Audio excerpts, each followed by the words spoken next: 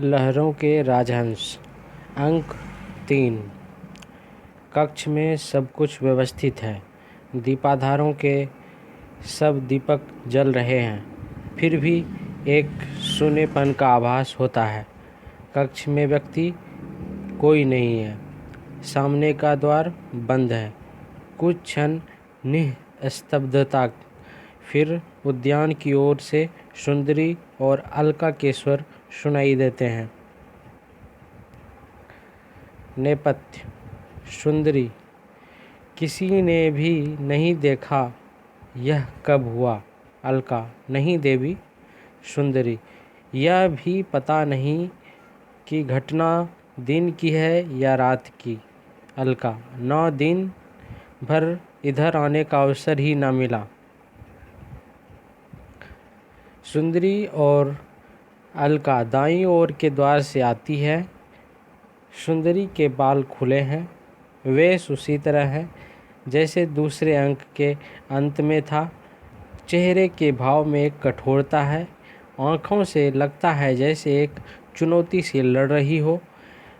अलका के चेहरे से थकान टपकती है, परंतु कर्तव्यवश वह अपनी थकान को ढके रहना चाहती है। सुंदरी। आँखों से देखकर भी मुझे विश्वास नहीं हो रहा। कैसे संभव है कि एकाएक इस तरह? अलका।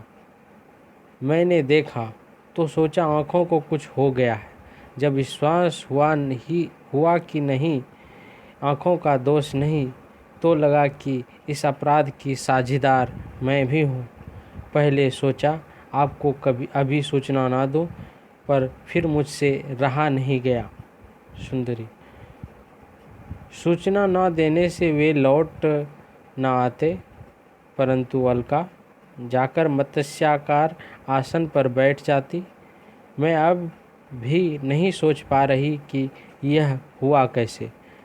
राजहंस स्वयं उड़कर चले गए, इसमें भी विश्वास नहीं होता, और यह भी मन नहीं मानता कि किसी ने उन्हें। अलका पास जाकर चबूतरे के सहारे खड़ी हो जाती है। अलका। ऐसा साहस किसी का नहीं हो सकता है कि वह ताल से उन्हें चुरा ले जाता। सुंदरी अंतर्मुख भाव से। यही तो सोच रही हूँ कि कौन ऐसा है जो इस तरह का दुस्साहस कर सकता। अलका उस संकेत से कुछ अव्यवस्थित हो जाती है। अलका। जिस एक व्यक्ति पर संदेह हो सकता था, वह तो सारी रात सारा दिन उस कक्ष से बाहर नहीं गया। अधिकांश समय मैं स्वयं। सुंदरी। नहीं, मुझे उस पर संदेह नहीं। श्यामांग उन्माद में भी एक बात ना सोच पाता। अलका। तो आप किसके लिए सोचती हैं कि? सुंदरी। किसी के लिए भी तो नहीं सोच पाती, परंतु फिर यह भी विचार आता है कि राजहंस आहत थे। कम से कम एक उसमें अवश्य आहत था। कल कैसा क्रंदन उसका सुना था। क्या उसके पंखों में इतनी शक्ति रही होगी कि अपनी इच्छा से उड़कर कहीं चले जाते, और जिस ताल में इतने दिनों से थे, उसका अभ्यास, उसका आकर्षण क्या इतनी आसानी से छूट सकता था? अलका। संभव है आहत होना ही कारण रहा हो उनके उड़ चले जाने का। सुंदरी। होने को तो कुछ भी कारण हो सकता है। संभव है यही कारण रहा हो। इधर उधर देखती है जैसे उसे किसी चीज़ की आवश्यकता हो। अलका चबूतरे से एक तकिया उठाकर उसके पास ले आती है। अलका। कुछ देर विश्राम नहीं करेंगी? तकिया उसकी बाहों के नीचे रख देती है। सुंदरी। दिन भर विश्राम के अतिरिक्त और किया ही क्या है? अलका। यह यदि विश्राम था तो? सुंदरी। देख, मैं उस विषय की चर्चा फिर नहीं सुनना चाहती। अलका। नहीं, मैं उस विषय की चर्चा नहीं कर रही। श्रृंगार कोष्ठ के पास जाकर वहाँ से सुगंधी जल की कटोरी उठा लाती है। आप अनुमति दें तो मैं। सुंदरी, तू बार बार क्यों अनुरोध करती है? अलका, अनुरोध कहाँ कर रही हूँ। अनुरोध कर सकती तो आपको दिन भर बिना प्रसाधन रहने देती। बिना प्रसाधन के आपका रूप। सुंदरी कुछ तीखे स्वर में, मेरा यही रूप क्या स्वाभाविक नहीं है? मुझे किसी प्रसाधन की आवश्यकता नहीं। अलका, क्षमा चाहती हूँ, मेरा यह अभिप्राय नहीं था, और प्रसाधन के लिए तो मैं कह भी नहीं रही। इतना ही कह रही हूँ कि। सुंदरी चिढ़कर वर्जना की दृष्टि से उसकी ओर देखती है, परंतु उसे देखते ही चेहरे का भाव बदल जाता है।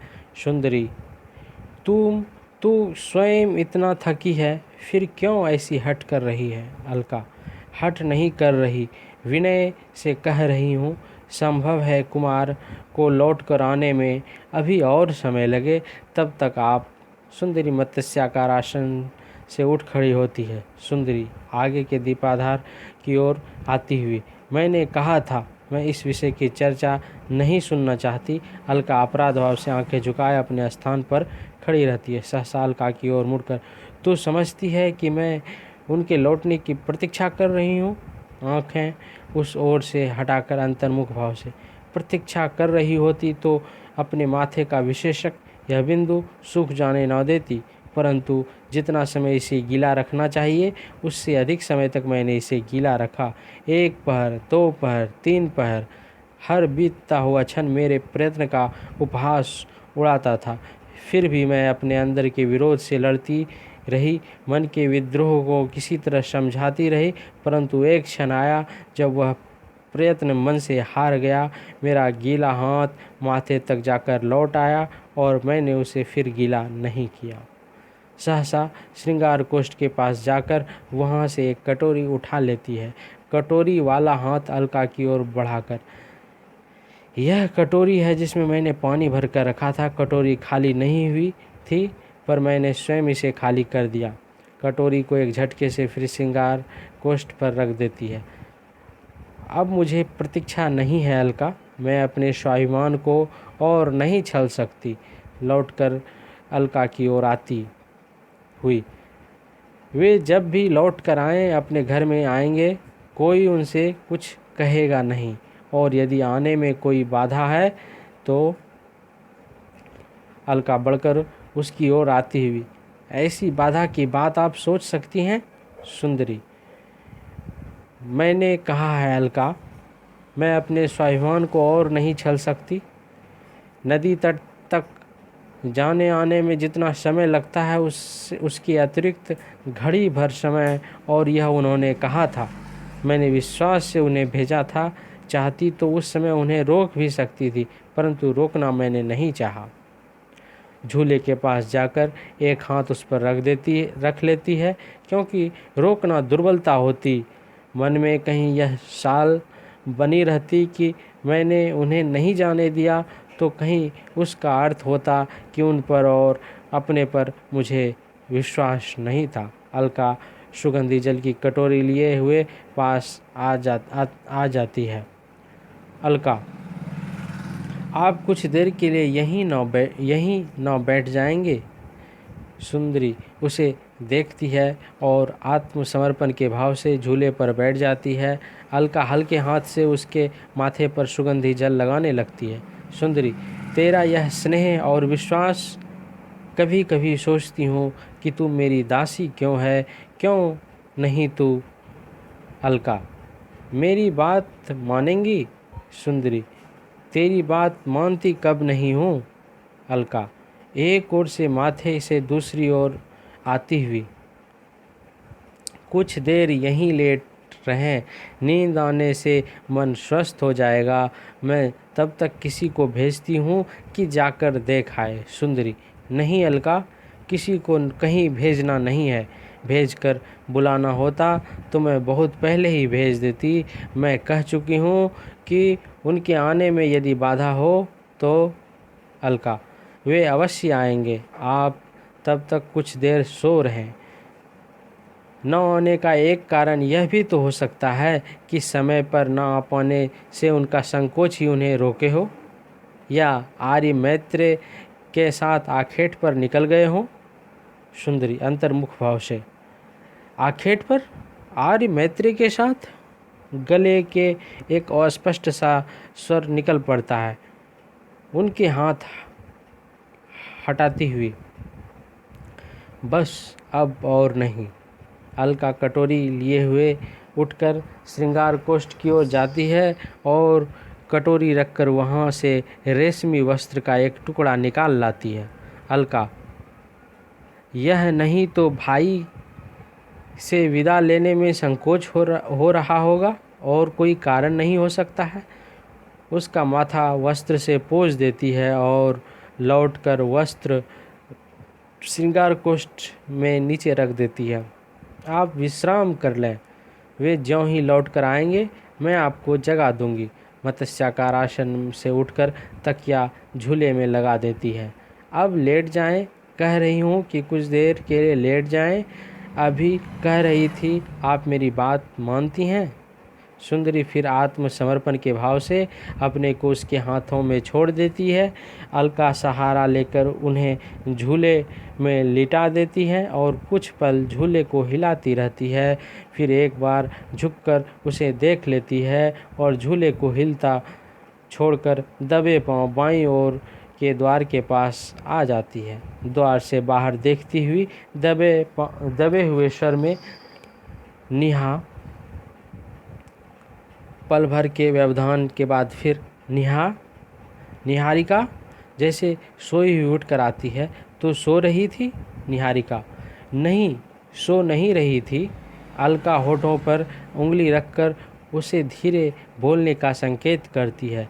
कल रात भर जागते रहने से थोड़ा ऊँघ गई थी। अलका, श्वेतांग लौटकर नहीं आया?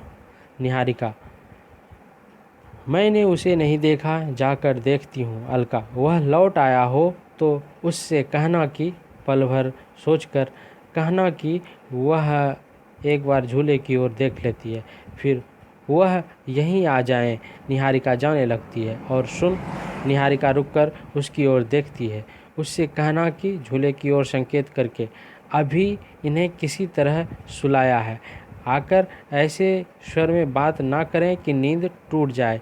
निहारिका सिर हिलाकर चली जाती है। अलका एक बार दबे पैरों झूले के पास जाकर सुंदरी को देख लेती है और उसे वस्त्र ओढ़ा देती है। फिर श्रृंगार कोष्ठ के पास जाकर वहाँ की सामग्री को सहेजती है।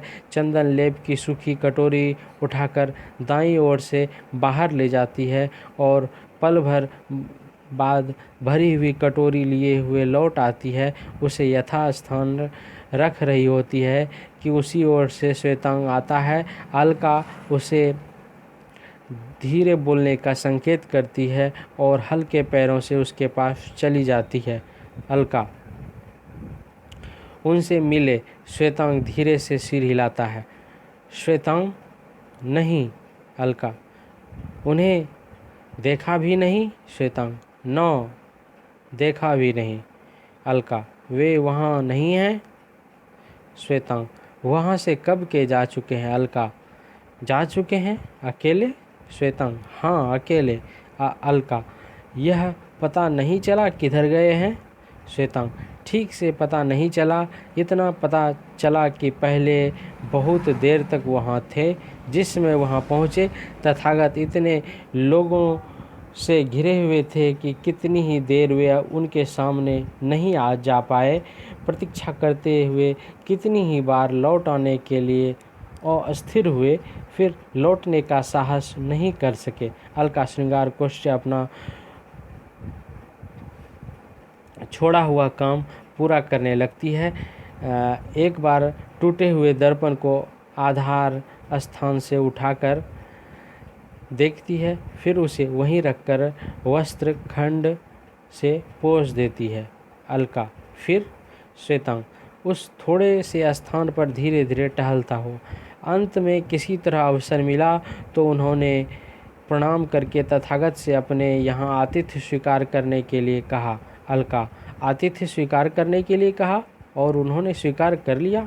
श्वेतांग, नहीं, उन्होंने इसका उत्तर न देकर अपना भिक्षा पात्र कुमार के हाथों में दे दिया।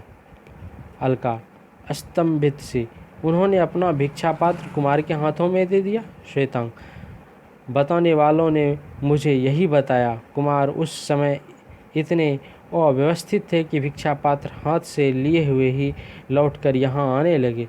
सुंदरी कुन मुनाकर झूले से करवट बदलती है। अलका श्वेतांग को चुप रहने का संकेत करके झूले के पास चली जाती है और यह निश्चय करके कि वह सो रही है, धीरे से झूले को हिलाकर लौट आती है।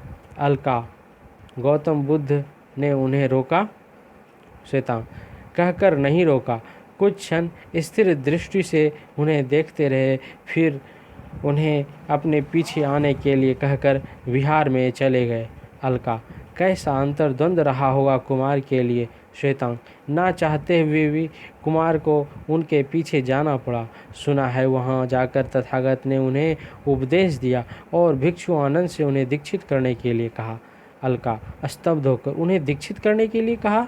श्वेतांग, हाँ, कुमार के विरोध करते रहने पर भी उनके केस काट दिए गए, परंतु कुमार उसी समय उठकर वहाँ से चले आए। उनकी आंखों में उस समय आंसू थे, जाने केस कट जाने के कारण या अपने मन की बात न कह पाने के कारण। अलका, और उसके बाद? श्वेतांग, जब वे वहाँ से चले बहुत विक्षुब्ध थे, लगता था जैसे किसी से जूझना चाहते हों और जूझ ना पाए। जिन लोगों ने उन्हें उस स्थिति में देखा उन्हें डर भी लगा और सहानुभूति भी हुई। ऐसा भाव था उनका कि यदि स्वयं गौतम बुद्ध उस समय उनके सामने आकर कुछ कहते तो शायद वे उनसे भी। अलका, परंतु उसके बाद वे गए कहाँ? श्वेतांग, यही पता नहीं चला। लोगों का कहना है कि उनके बाद उन्हें घने जंगल की ओर जाते देखा गया। अलका, घने जंगल की ओर? परंतु शास्त्रास्त्र तो उनके पास नहीं थे। श्वेतांग, इसीलिए विश्वास नहीं होता। निहत्थे वे जंगली पशुओं के बीच क्यों गए होंगे, यह समझ में नहीं आता। यहाँ भी लौट कर नहीं आए, इसीलिए संदेह होता है कि कहीं। अलका उसे बीच में ही रोक देती है। अलका, अमंगल की बात मत सोचो। जंगली पशुओं के बीच निहत्थे जाकर भी कुमार का अनिष्ट नहीं होगा। उस विक्षुब्ध मन स्थिति में उन्होंने यहाँ लौट कर आना नहीं चाहा होगा, इसीलिए शायद कहीं और चले गए हों। श्वेतांग, संभव है ऐसा ही हो। मैंने एक बार सोचा कि आर्य मैत्रेय को साथ लेकर उन्हें ढूंढने जाऊं, परंतु। अलका प्रश्न दृष्टि से उसकी ओर देखती है। परंतु क्या? श्वेतांग, सुना है आर्य मैत्रेय आज दीक्षित हो गए हैं। सुना है आर्य मैत्रेय आज दीक्षित हो गए। अलका, जैसे विश्वास न हो। आर्य मैत्रेय भी? श्वेतांग, हाँ, वे भी। अब यदि देवी को आदेश प्राप्त हो तो मैं कुछ सैनिकों के साथ लेकर। अलका, नहीं, उन्हें अभी बताना ठीक नहीं। उन्हें यह सब पता चलेगा तो वे। श्वेतांग, परंतु ना बताना भी तो अहितकर हो सकता है। तुम सोचो, यदि सचमुच कुमार किस संकट में हो और हम लोग इस समय कुछ ना कर पाएँ। अलका, ठहरो, सोचने दो। लगता है तुम्हारा कहना ही ठीक है। मन विश्वास नहीं करना चाहता कि कुमार का कुछ अनिष्ट हो सकता है, परंतु घने जंगल में रात के समय कुछ भी तो असंभव नहीं। अच्छा, तुम बाहर ठहरो, मैं अभी उन्हें जगा देती हूँ। श्वेतांग एक उदास नज़र कक्ष पर डालकर दाईं ओर के द्वार से बाहर चला जाता है। अलका झूले के पास जाकर पल भर सुंदरी को देखती खड़ी रहती है। धीरे से देवी, थोड़ा झुककर। देवी, सामने का एक किवाड़ खुलने लगता है और नंद के शब्द सुनाई देते हैं। नंद, उसे जगाओ नहीं, सोई रहने दो। अलका चौंक कर पीछे देखती है। नंद किवाड़ खोलकर अंदर आता है। अलका सहसा उत्साहित हो जाती है। अलका, कुमार, परंतु अगले ही क्षण उत्साह की रेखाएं उसके चेहरे से मिट जाती है। नंद का वेश वही है जो जाने के पहले था, परंतु सिर मुड़ा हुआ है और शरीर छत विछत। आप नंद, तुम जाओ, उसे सोई रहने दो। अलका, परंतु मैंने उनसे कहा था कि आपके लौट आते ही मैं उन्हें जगा दूंगी। नंद, पर मैंने कहा है कि उसे जगाना नहीं है। तुम जाओ, एक अभ्यागत मेरे साथ हैं। अलका आदेश पालन के रूप में सिर झुकाती है और दाईं ओर के द्वार की ओर चल देती है। पीछे के बंद किवाड़ की ओर देखकर, आ जाओ भिक्षु। अलका जाते जाते एक बार उस ओर देख लेती है। सामने का दूसरा किवाड़ खोलकर भिक्षु आनंद अंदर आता है। अलका द्वार के पास रुककर फिर एक बार जैसे विश्वास करने के लिए देख लेती है कि बाहर चली जाती है। कुशासन मंगवा दूं? भिक्षु आनंद, नहीं, उसकी आवश्यकता नहीं। नंद दिखाता हुआ, यह है मेरा घर, मेरी पत्नी का कक्ष, और यह है मेरी पत्नी। भिक्षु आनंद, देख रहा हूँ, घर सुंदर है, कक्ष बहुत ही सुंदर है। नंद, हाँ, सुंदरी को तो तुमने देखा नहीं, भिक्षु को इसीलिए देखोगे भी नहीं, भिक्षु हो इसीलिए देखोगे भी नहीं। संभवतः तुम्हारे दृष्टि में उसका यहाँ होना यथार्थ नहीं, केवल एक भ्रांति है। दोनों बात करते हुए कुछ आगे आ जाते हैं, परंतु उस तरह मैं एक भ्रांति नहीं हूँ, तुम एक भ्रांति नहीं हो, तुम्हारा कहा हुआ हर वाक्य एक भ्रांति नहीं है। भिक्षु आनंद, दूसरों को इस सत्य तक पहुँचने में बहुत समय लगता है, मुझे प्रसन्नता है तुमने शीघ्र इसे ग्रहण कर लिया है। नंद आवेगपूर्वक, ग्रहण कर लिया है? यह कहकर तुम्हारे मन को संतोष मिलता हो तो मैं तुम्हें उससे वंचित करना नहीं चाहूँगा। भिक्षु आनंद, तुम इस समय बहुत उद्विग्न हो, वन में व्याघ्र के साथ हुए द्वंद्व में। नंद, जानता हूँ, तुम सारा समय छाया की तरह मेरे साथ रहे हो, व्याघ्र के साथ हुए द्वंद्व में मैं विक्षत हुआ। भिक्षु आनंद, अपने मन के संतोष के लिए ही ना, जो कि तुम समझते हो झूठा संतोष नहीं। मैं छाया की तरह तुम्हारे साथ साथ रहा हूँ क्योंकि तथागत का यह आदेश था कि। नंद, तथागत के आदेश के विषय में अब और नहीं सुनना चाहता। तथागत के आदेश से तुमने मेरे केस काट दिए। बड़े भाई के सम्मान के कारण मैं उस क्षणों के लिए विमूढ़ सा हो रहा, बलपूर्वक विरोध नहीं कर सका, परंतु उसके बाद मैं अपना उत्तर उन्हें दे आया था। भिक्षु आनंद आगे के दीपाधार के पास जाकर, उत्तर दे नहीं आए थे, अब तक दे रहे हो। जो कुछ तुमने उनसे कहा वह तुम्हारे उत्तर का एक अंश था। दूसरा अंश था तुम्हारा यहाँ ना आकर जंगल की ओर चले जाना और व्याघ्र से युद्ध करना। तीसरा अंश है। नंद, इस तरह तो यह उत्तर तब तक पूरा नहीं होगा भिक्षु आनंद, जब तक कि अंतर की व्याकुलता शांत नहीं हो जाती। नंद व्यंग्यपूर्वक हंसकर, और वह शांत होगी तुमसे दीक्षा लेने से। भिक्षु आनंद, नहीं, दीक्षा लेने से वह शांत नहीं होगी। नंद टहलता हुआ श्रृंगार कोष्ठ के पास चला जाता है। वहाँ की व्यवस्था को देखकर थोड़ा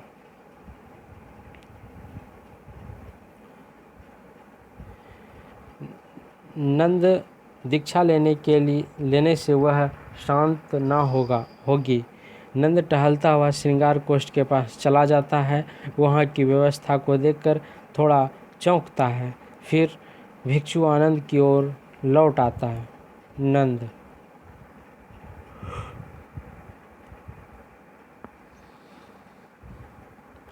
तो कैसे शांत होगी वह? भिक्षु आनंद, यह प्रश्न तुम मुझसे नहीं अपने से पूछ रहे हो। नंद सहसा रुककर, और नहीं भिक्षु, यह बातों का खेल हमारे बीच और नहीं खेला जाएगा। स्वर्ग और नरक, वैराग्य और विवेक, शील और संयम, आयुष्य, सत्य और अमृत, मैं जानता हूँ कि वाणी के छल से तुम मुझे किस ओर ले जाना चाहते हो। मैं तथागत के सामने कह चुका हूँ और अब फिर से कह देता हूँ कि वह दिशा मेरी नहीं, कदापि नहीं है। भिक्षु आनंद, निसंदेह नहीं है। तुम अपने लिए अपनी दिशा खोज रहे हो।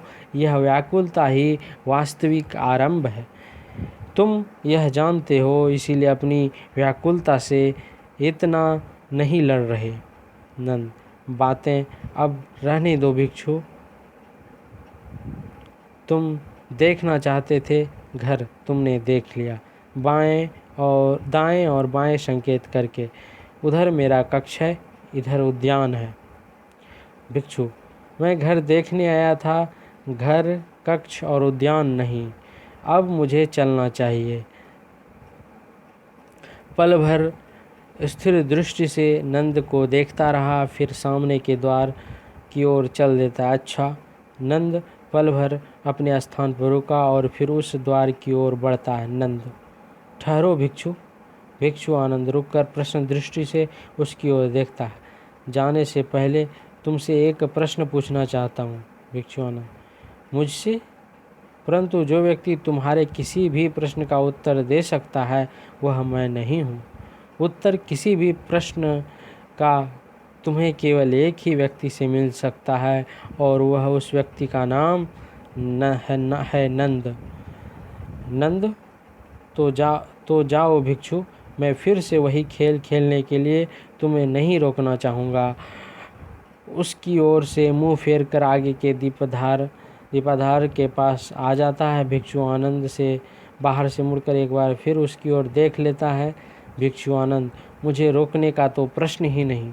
नंद, जिसे तुमने रोक रखा है वह व्यक्ति कोई दूसरा ही बाहर चला जाता है।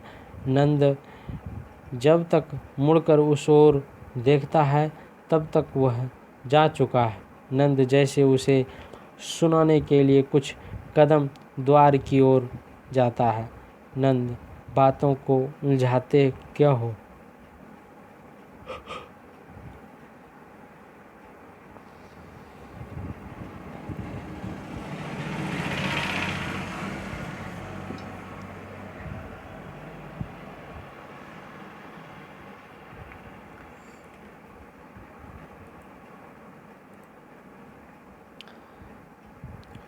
नंद, बातों को उलझाते क्यों हो? भिक्षु, कौन है वह दूसरा व्यक्ति? कौन है वह जिसे मैंने रोक रखा है? भिक्षु तब तक जा चुका है। नंद गवाक्ष तक जाकर रोक रखा है। भिक्षु तब तक जा चुका है। नंद गवाक्ष तक जाकर लौट आता है। जानता हूँ तुम्हारा क्या उत्तर होगा। रुकते तो मैं तुम्हें इतना ही कहते, तुम उस व्यक्ति को नहीं जानते नंद। मुझे आश्चर्य है, परंतु तुम्हारी मुस्कुराती हुई भौहें कहती कि तुम्हें आश्चर्य नहीं। आश्चर्य की बात तो केवल व्यंग है, उपहास है। बढ़कर मदिरा कोष्ठ के पास आता है, मदिरा पात्र को उठाकर देखता है और रख देता है। पीछे द्वार की ओर देखकर, नहीं, आज मदिरा नहीं लूँगा। भिक्षु, तुम्हारी मुस्कुराती हुई आँखें जिससे यह न कह सके, स्मृति से इतना डर क्यों लगता है नंद? अपनी स्मृति को मदिरा की स्मृति में डुबो देना क्यों चाहते हो? मदिरा कोष्ठ से आगे आता हुआ, यद्यपि इसका उत्तर मैं तुम्हें दे सकता था, कह सकता था कि स्मृति से बचने के लिए तुमने जो स्वांग रचा है वह स्वांग मैंने नहीं रचा। इसीलिए लौटकर झूले के पास चला जाता है और पल भर स्निग्ध दृष्टि से देखता रहता है। अच्छा है तुम सो रही हो। जाग रही होती तो तुम्हारे प्रश्नों का उत्तर शायद मैं न दे पाता। उसके पास से हटकर टहलता हुआ पीछे दीपाधार की ओर जाता है। मैंने कहा था तुम्हारा विशेषक सूखने से पहले ही मैं लौट आऊँगा, परंतु नहीं आ सका। तुम पूछती क्यों, तो मैं क्या उत्तर देता? क्या कहता कि तथागत के पास से उठ आने के बाद क्यों मन में कल के मरे हुए मृग को देखने की कामना इतनी प्रबल हो आई थी कि किसी भी तरह अपने को वहां जाने से रोक नहीं सका। कैसे बताता कि मृग के स्थान पर एक नोच खाई ठठरी को देखकर मुझे कैसा लगा, और कि फिर क्यों मैं अचानक एक गुरगुराए सामने से आते व्याघ्र से उलझ पड़ा। जानता था कि यह प्रवृत्ति आत्मविनाश की है, परंतु उस प्रवृत्ति को मैं रोक क्यों नहीं सका? क्यों मैंने जानबूझकर आत्मविनाश को निमंत्रित किया और फिर स्वयं की ही आत्मरक्षा के लिए उस तरह लड़ गया। छत विछत हम दोनों हुए, पलायन भी एक तरह से दोनों ने ही किया। क्यों आत्मविनाश और आत्मरक्षा दोनों प्रवृत्तियों के बीच एक साथ में कैसे जिया, और क्यों? और उस तरह जीकर क्या सुख मिला? और क्या यह सुख की खोज थी जिसने उस तरह जीने के लिए विवश किया? उस दीपाधार के पास से हटकर आगे के दीपाधार की ओर जाता है। यह न केवल मन का विद्रोह था, बिना किसी विश्वास के अपने ऊपर लादे जाने के लिए, या फिर इसीलिए कि उस समय मैं इतना सत्वहीन क्यों हो गया कि भिक्षु आनंद के कर्तनी उठाने पर चिल्ला नहीं सका कि यह विश्वास मेरा नहीं, मैं तुम्हारा या किसी और का विश्वास ओढ़कर नहीं जी सकता, नहीं जीना चाहता। दीपाधार के पास से टहलता हुआ श्रृंगार कोष्ठ की ओर जाता है। इतना समझ में आता है कि जिए जाने से जीवन धीरे धीरे चुक जाता है, कि हर उन्मेष का परिणाम एक निमेष है, और काल के विस्तार में निमेष और उन्मेष दोनों अस्थायी हैं। सुख नहीं, काई पर फिसलते हुए पाँव का एक स्पंदन मात्र है, मात्र रेत में डूबती हुई बूंद की एक आकुलाहट, परंतु वह स्पंदन, वह आकुलाहट ही क्या जीवन का पूरा अर्थ, जी लेने का कुल पुरस्कार नहीं है? आकाश में कहीं लटकते हुए नीले काले बिंदु, कोरे सिद्धांतों के वे अधिक अस्थायी, अधिक सत्य कैसे हैं? टूटे हुए दर्पण के सामने रुककर कुछ क्षण अपना प्रतिबिंब उसमें देखता रहता है। उन्होंने केस कटवा दिए तो क्या व्यक्ति रूप में मैं अधिक सत्य हो गया? जिह्वा कटवा देते, हाथ पैर कटवा देते तो मैं और अधिक सत्य हो आता। कौन कह सकता है कि भ्रांति वस्तुतः किसे है, उन्हें या मुझे? दर्पण के पास से हटकर उन्होंने कहा, मैं नहीं हूँ, तुम नहीं हो, वह नहीं है। सब किसी उंगली से आकाश में बनाए गए चित्र हैं, जो बनते साथ ही मिटते जाते हैं, जिनका होना न होने से भिन्न नहीं है। पर मैं पूछता हूँ कि जब होने न होने में कोई अंतर नहीं, तो मेरे केस क्यों कटवा दिए? टहलकर फिर झूले और पीछे से दीपाधार की ओर जाता है। कटवा ही दिए तो उससे अंतर क्या पड़ता है? कुछ ही दिनों में फिर नहीं उगाएंगे। झूले के पास रुककर, अंतर पड़ता यदि मेरा हृदय बदल जाता, आंखें बदल जाती। मेरे हृदय में तुम्हारे लिए अब भी वही अनुराग है, आँखों में तुम्हारे रूप की अब भी वही छाया है। इस बीच कई एक दीपक बुझ चुके हैं और कक्ष का प्रकाश पहले से मंद पड़ गया है। तुम्हारा विशेषक जो सूख गया उसका मुझे खेद है, उसे मैं अभी गीला कर देता हूँ। श्रृंगार कोष्ठ के पास जाकर वहाँ से चंदन लेप की कटोरी उठा लाता है, उंगली पर थोड़ा सा लेप लेकर सुंदरी के माथे पर हल्का सा बिंदु लगाने लगता है। सुंदरी हड़बड़ा कर जाग जाती है। अपने पर झुकी हुई मुंडित आकृति को देखकर उसके मुंह से चीख निकल आ जाती है और आँखों के पर हाथ रख लेती है। दाईं ओर से अलका, निहारिका, श्वेतांग घबराए हुए आते हैं। नंद अव्यवस्थित होकर सहसा पीछे के दीपाधार की ओर हट जाता है। अलका, क्या बात है देवी, क्या हुआ? कोई भयानक सपना देखा है? सुंदरी आंखों पर हाथ रखे हुए अलका के शरीर को छूकर, यह तू तू है अलका? आंखों पर हाथ रखे रहती है और जैसे विश्वास कर लेना चाहती है कि पास खड़े सब लोग उसके परिजन ही हैं। नंद कुछ सोचता सा श्रृंगार कोष्ठ की ओर जाता है। चंदन लेप की कटोरी वहां रखकर और एक नज़र सुंदरी पर डालकर दाईं ओर के द्वार से चला जाता है। अलका, और कौन कौन लोग हैं? निहारिका है और श्वेतांग है। ठहरिए, मैं आपके लिए पानी ले आऊं। निहारिका, मैं लेकर आती हूँ। दाईं ओर के द्वार से चली जाती है। अलका, तुम श्वेतांग कुमार के पक्ष में जाकर स्नान के लिए पानी और बदलने के लिए दूसरे वस्त्र निकाल कर उन्हें दो। सुंदरी धीरे धीरे आँखों से हाथ हटाती श्वेतांग दाईं ओर से द्वार से चला जाता है। सुंदरी, तू क्या कह रही थी अलका? कुमार के कक्ष में स्नान के लिए पानी और बदलने के लिए वस्त्र। झूले से उठती हुई वे लौट आए हैं। अलका पल भर के असमंजस के बाद, हाँ देवी, कुछ देर पहले लौट आए हैं। सुंदरी, और तूने मुझे जगाया नहीं? तूने कहा था कि उनके आते ही। अलका, कुमार ने आपको सोए हुए देखा तो जगाने से मना कर दिया। मैंने सोचा कि वे आदेश दे रहे हैं, इसीलिए। सुंदरी, कहाँ हैं वे? अपने कक्ष में? अलका, हाँ, अपने ही कक्ष में। थके हुए थे, इसीलिए श्वेतांग से कहा कि उनके स्नान इत्यादि की व्यवस्था करें। सुंदरी बढ़कर चबूतरे के पास आ जाती है। सुंदरी, वे लौट आए हैं?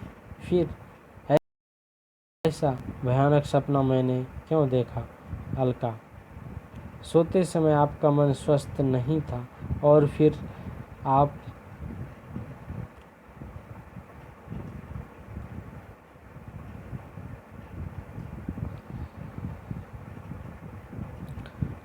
आप तो सपनों में विश्वास नहीं करती। सुंदरी, अपने को सहेजने के आप प्रयत्न करते हुए, विश्वास मैं नहीं करती, फिर भी सोचती हूँ कि कैसा सपना था वो। निहारिका जलपात्र में पानी लिए हुए आती है। निहारिका, पानी ले लीजिए देवी। सुंदरी, नहीं, मुझे पानी की आवश्यकता नहीं। निहारिका अलका की ओर देखती है और जलपात्र लिए हुए लौट जाती है। अलका, आप सपने की बात कह रही थी? सुंदरी, मैंने देखा, परंतु अलका, लगता है जैसे वह सपना ना हो। जो कुछ मैंने देखा खुली आंखों से ही देखा हो। अलका, क्या देखा आपने? सुंदरी चबूतरे से श्रृंगार कोष्ठ की ओर बढ़ती हुई, देखा कि मैं झूले में पड़ी हूँ। सहसा एक ठंडे स्पर्श से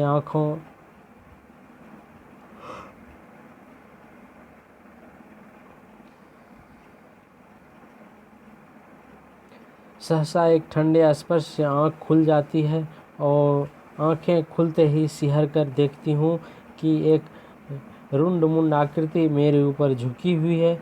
उसका हाथ मेरे माथे पर है। तभी मेरे मुंह से चीख निकल जाती है और मैं सचमुच जाग जाती हूँ। श्रृंगार कोष्ठ के पास जाकर पल भर दर्पण के सामने रुकी रहती है। किसी ने यहाँ नया दर्पण लाकर नहीं रखा? अलका, यह दर्पण यहाँ अच्छा नहीं लग रहा था, पर मैंने सोचा कि बिना आदेश पाए। सुंदरी, पर यह सब कुछ। चंदन लेप की कटोरी उठाकर देखती है। यह कटोरी तूने भर दी थी? वो इसमें यह निशान किसकी उंगली का है? अलका, निशान? पास जाकर उद्याने कटोरी लेकर देखती है। संभव है भरकर लाते हुए मेरी ही उंगली से यह निशान बन गया हो।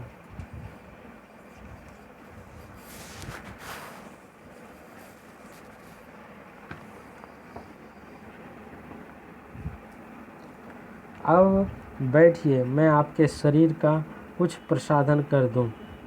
कुमार, जब तक नहाए हुए हैं तब तक आप। सुंदरी, नहीं अलका, मैंने तब मुझे बताया नहीं था। मैंने दिन भर शरीर के प्रसाधन नहीं किया क्योंकि हार की ओर बढ़ती है दृढ़, और अब अभी उनके कक्ष में सोकर आती हूँ। एकाएक आकर देवी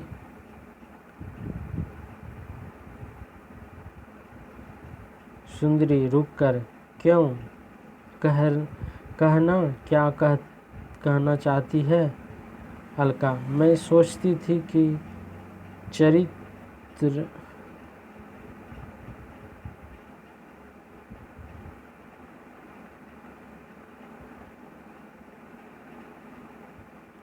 मैं सोचती थी कि यदि सुंदरी, कहना क्या सोचती थी? अलका, सोचती थी कि यदि कुमार के सामने जाने से पहले आप। सुंदरी, फिर वही बात, मैं तुझे बता चुकी हूँ कि मैं भी प्रसाधन नहीं करूँगी। अलका, तो भी यदि कुछ देर, मेरा मतलब है कुमार के स्नान करने तक, यदि।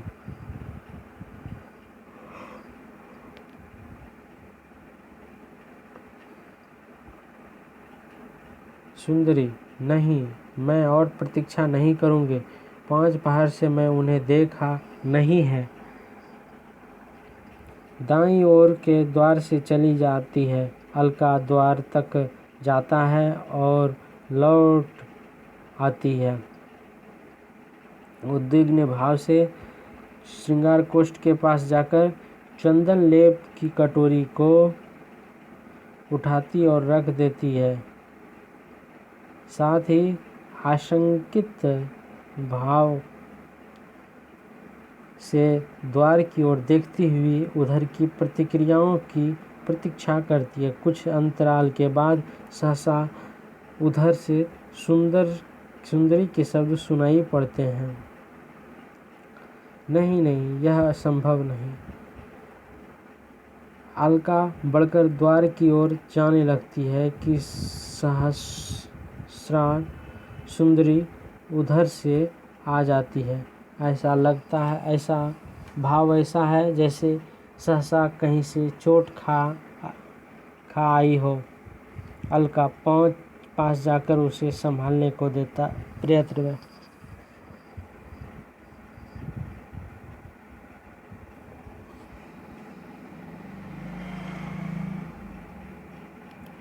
क्या अब तुम मुझे यह विश्वास दिलाना चाहेगी कि मैं जागती आँखों से भी सपना ही देख कर आई हूँ? अलका, मैंने सोचा नहीं बताया कि आप जान देंगी तो बहुत अस्थिर हो उठेंगी। सुंदरी, सबके हाथ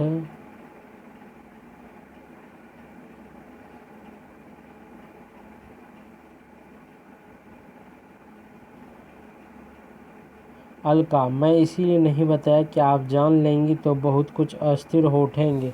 सुंदरी उसके हाथ से हटा देती है। सुंदरी, जान लेती तो कम से कम दूसरी बार या आघात से तो बच जाती। यह आकृति एक दुष्स्वप्न नहीं, यथार्थ है, मेरा अपना यथार्थ। क्या मैं उसका सामना कर सकती हूँ?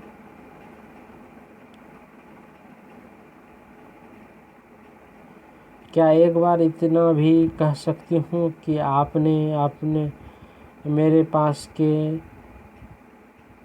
जाकर यह सब कैसे हो जाने दिया? क्यों हो जाने दिया? अलका, जानती हूँ आपको मन में कैसा लग रहा है, परंतु आप मन को संभालेंगी नहीं तो सोचिए कुमार को कैसा लगेगा। यह लौट कर आती है। मूंगी दाल।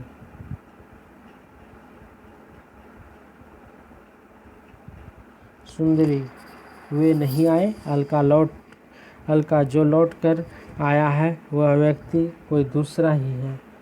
अपने उद्वेग को रोक पाने में असमर्थ सहसा बाईं ओर के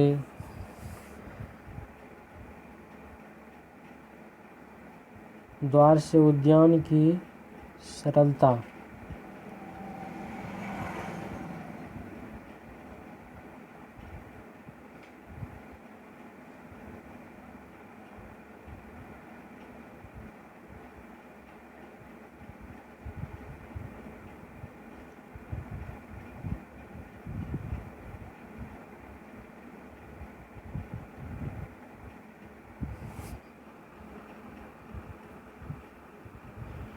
कोई दूसरा ही अपने उद्योग को रोक पाने में असमर्थ सहसा बाईं ओर के द्वार से उद्यान की ओर निकल जाती है।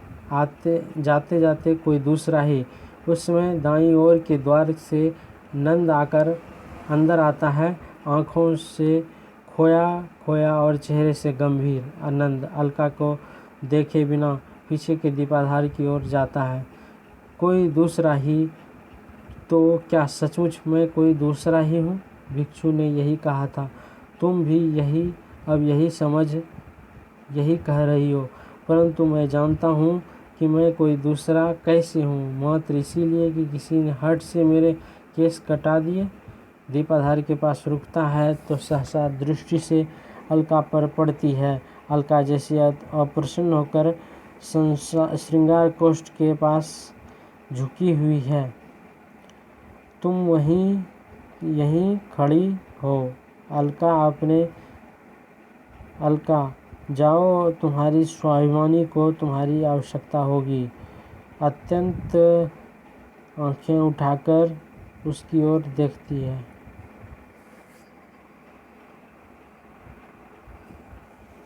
फिर आंखें झुका लेती है। अलका, मैं जा रही हूँ। दाईं ओर के द्वार से चली जाती है। नंद होंठ काटता हुआ अंतर्मुख भाव से दीपाधार के पास से मत्स्याकार आसन की ओर आता है। नंद तब भी नहीं लगा था, पर अब लगता है कि केस काटकर उन्होंने मुझे बहुत अकेला कर दिया, घर से और अपने आसपास से धकेला। जिस सामर्थ्य और विश्वास के बल पर जी रहा था, उसी के सामने मुझे असमर्थ और असहाय बनकर फेंक दिया गया। आसन को ऐसे छूकर आगे निकल आता है जैसे उसमें भी उसे परायेपन का आभास होता हो। चेहरे की गंभीरता के साथ एक दृढ़ता दिखाई देने लगती है। लगता है कि मैं चौराहे पर खड़ा एक नंगा व्यक्ति हूँ जिससे सभी दिशाएं ले लेना चाहती है और अपने को ढकने के लिए उसके पास कोई आवरण नहीं है।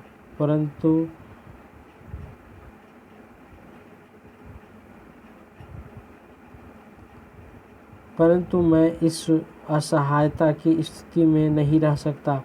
तब प्रश्न उन्होंने पूछे थे, अब मुझे जाकर उनसे कई कई प्रश्न पूछने होंगे। जीवन की इच्छा तो कितने प्रश्नों ने एक साथ घेर लिया। व्याघ्र से लड़कर कोई भी मन को शांति नहीं मिली। लगता है अभी और लड़ना है, परंतु लड़ना है ऐसे किसी से जिसके पास लड़ने के लिए भुजाएं नहीं। मन में मृत्यु का भय है, किसी प्रकार की मृत्यु का, परंतु उस भय में साथ एक आकर्षण भर दिया गया। अस्तित्व और अनिश्चितत्व के बीच मेरी चेतना को केवल एक प्रश्न चिन्ह बनाकर छोड़ दिया है। क्यों? पहले इसी प्रश्न का उत्तर मुझे उनसे जानना है। आज ही और अभी। पल भर जैसे सोचता सा रुका रहता है। हाँ, अभी। सामने केदार की पहाड़ और श्वेतांग दाईं ओर के द्वार से आता है।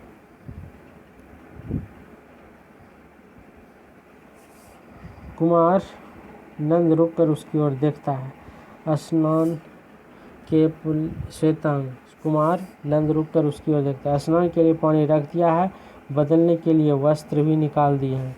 नंद जाते अभी नहीं श्वेतांग, वस्त्र बदलने के समय अभी नहीं। श्वेतांग, परंतु कुमार नंद, मेरे साथ आओ, तुम्हारे लिए इस समय दूसरा कार्य है। बाहर चला जाता है। श्वेतांग रुककर उद्यान की ओर देखता है, फिर उसके पीछे चला जाता है। पल भर के व्याख्यान भी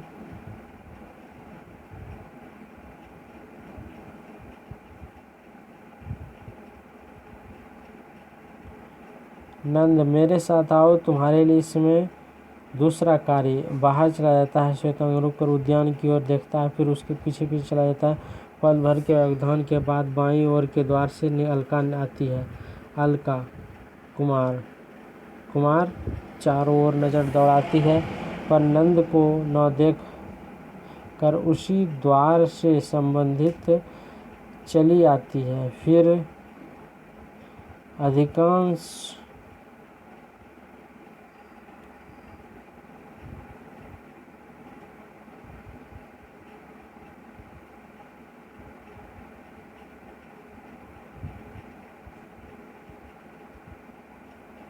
अलका, कुमार चारों ओर नजर दौड़ाती है, पर नंद को न देखकर उसी द्वार से चली जाती है। फिर सुंदरी के साथ वापस आती है। लगता है कुमार फिर अपने कक्ष में चले गए। सुंदरी, वहाँ वह सूनापन, कमलताल, यहाँ का सूनापन, लगता है आज घर अपना घर नहीं रहा।